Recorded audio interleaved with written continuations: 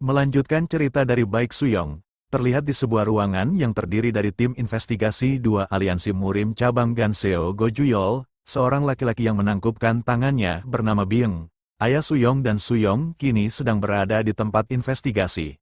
Ayah Suyong memuji Bieng yang bergelar master. Suyong melirik ayahnya bergumam, "Mengapa ayah terlihat sopan?" Ini membuat Suyong merasa aneh. Suyong kemudian memperkenalkan dirinya pada Bieng dengan santai. Hal ini pun membuat ayahnya terkejut dan kesal karena kelakuan Suyong. Bieng kemudian membalas pujian ayah Suyong.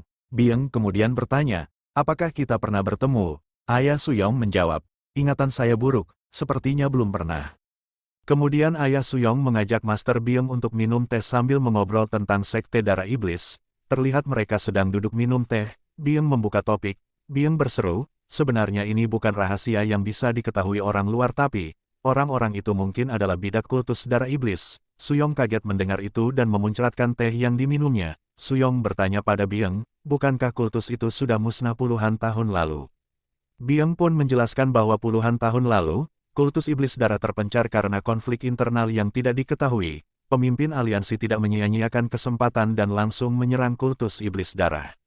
Suyong hanya diam memikirkan sesuatu. Menurutnya perang internal itu pasti terjadi setelah aku dan 4 Master Agung mati. Bieng kembali menjelaskan bahwa mereka menemukan pergerakan orang-orang yang diperkirakan adalah keturunan kultus iblis darah. Ayah Suyong bertanya, apakah itu artinya kultus iblis darah akan bangkit kembali? Terlihat Master Bieng menatap Suyong dengan tatapan aneh. Hal ini pun membuat Suyong bertanya-tanya, "Barusan itu apa?" "Tadi dia menatapku." Bieng kemudian bertanya dengan serius, "Apa kalian berdua tahu sesuatu tentang ini, selain yang diberitahu orang-orang itu pada kalian?" Suyong dan ayahnya hanya menanggapi, bahwa setelah mereka dikurung di bawah tanah mereka tidak lagi berbicara pada orang-orang itu. Bieng hanya tersenyum berkata, "Begitu ya, intinya aliansi Murim telah mengawasi pergerakan sekte iblis akhir-akhir ini. Jika kalian tahu sesuatu mohon segera lapor, akan ada imbalan dari aliansi Murim untuk kasus ini."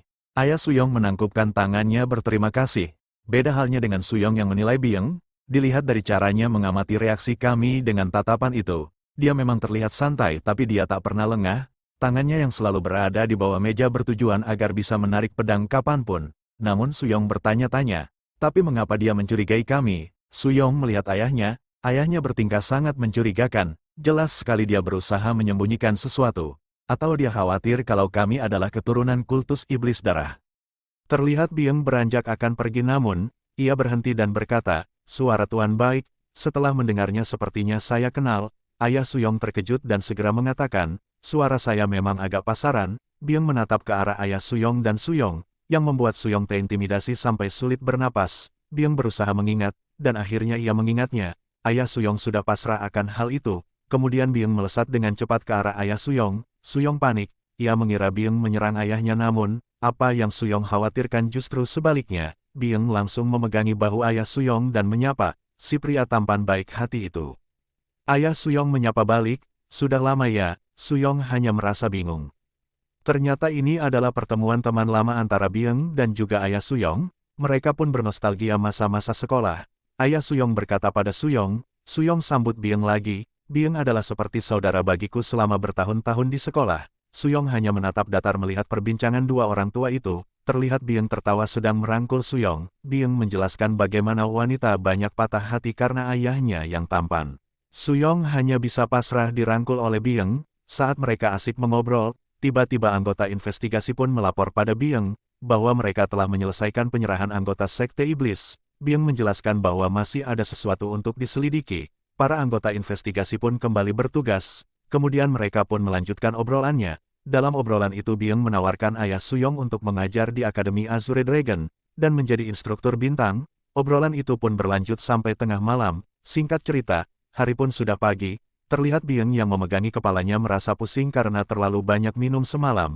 Suyong membawa madu untuk meredakan pusing. Ayah Suyong meminta madu yang sama namun, Suyong mengatakan bahwa madu itu telah habis, jadi harus memberikan pada tamu. Melihat hal ini Bieng tertawa sambil menepuk pundak ayah Suyong. Setelah itu Bieng akan beranjak pergi dan mengatakan, "Suyong, apa yang kau pikirkan tentang semalam? Masih ada 3 bulan lagi untuk memutuskannya dan kamu tidak perlu terburu-buru." Yang dimaksud di sini adalah tentang ayah Suyong yang menjadi instruktur bintang. Mendengar hal ini dari Bieng, Suyong mengucapkan terima kasih. Setelah itu Byung pergi. Setelah kepergian Byung, ayah Suyong bertanya pada Suyong, apakah kamu benar-benar akan pergi ke Azure Dragon? Oke guys, cukup sampai situ dulu ya, nanti kita up lagi. Terima kasih sudah menonton.